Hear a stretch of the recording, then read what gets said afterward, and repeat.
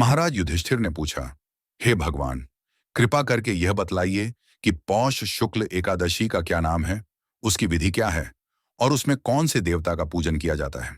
भक्त वत्सल भगवान श्री कृष्ण बोले, हे राजन, इस एकादशी का नाम पुत्रदा एकादशी है। इसमें भी नारायण भगवान की पूजा की जाती है। इस चर और अचर संसार में पुत्रदा एकादशी के व्रत के समान दूसरा कोई व्रत नहीं है। इसके पुण्य से मनुष्य तपस्वी, विद्वान और लक्ष्मीवान होता है। इसकी मैं एक कथा कहता हूं, सो तुम ध्यानपूर्वक सुनो। भद्रावती नामक नगरी में सुकेतुमान नाम का एक राजा राज्य करता था। उसके कोई पुत्र नहीं था। उसकी स्त्री का नाम शैव्या था। वह निपुत्री होने के कारण सदैव चिंतित रहा करती थी।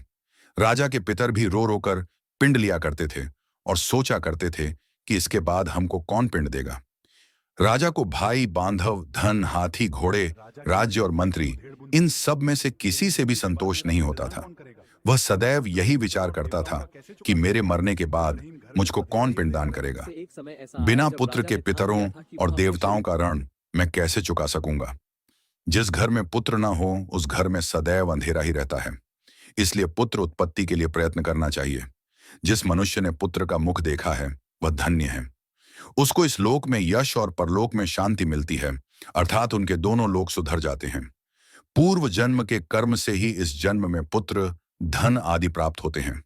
राजा इसी प्रकार रात दिन चिंता में लगा रहता था। एक समय तो राजा ने अपने शरीर को त्याग देने का निश्चय किया, परंतु आत्मघात को महान पाप समझकर उसने ऐसा नहीं किया। एक दिन राजा ऐसा ही विचार करता हुआ अपने घोड़े पर चढ़कर वन को चल दिया तथा पक्षियों और वृक्षों को देखने लगा। उसने देखा कि वन में मृग, व्याघ्र, सुअर, सिंह, बंदर, सर्प आदि सब भ्रमण कर रहे हैं।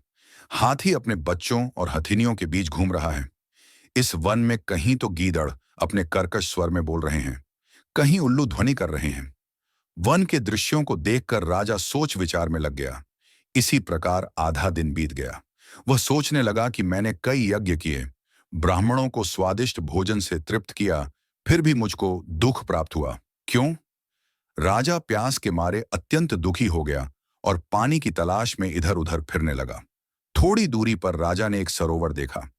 उस सरोवर में कमल खिले थे तथा सारस, हंस, मगरमच्छ आदि विहार कर रहे थे। उस सरोवर के चारों तरफ मुनियों के आश्रम बने हुए थे। उसी समय राजा के दाहिने अंग फड़कने लगे। राजा शुभ शकुन समझकर घोड़े से उतरकर मुनियों को दंडवत प्रणाम करके बैठ गया।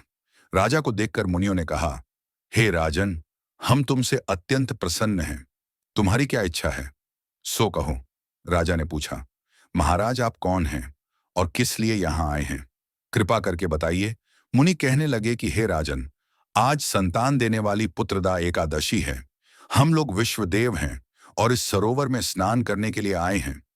यह सुनकर राजा कहने लगा कि महाराज, मेरे भी कोई संतान नहीं है। यदि आप मुझ पर प्रसन्न हैं तो एक पुत्र का वरदान दीजिए। मुनि बोले, हे राजन, आज पुत्रदा एकादशी है। आप अवश्य ही इसका व्रत करें। भगवान की कृपा से अवश्य ही आपके घर में पुत्र होगा। मुनि के वचनों को सुनकर राजा ने उसी दिन एकादशी का व्रत किया और द्वादशी को उसका पारण किया। इसके पश्चात मुनियों को प्रणाम करके महल में वापस आ गया। कुछ समय बीतने के बाद रानी ने गर्भ धारण किया और 9 महीने के पश्चात उनके एक पुत्र हुआ। वह राजकुमार अत्यंत शूरवीर, यशस्वी और प्रजापालक हुआ।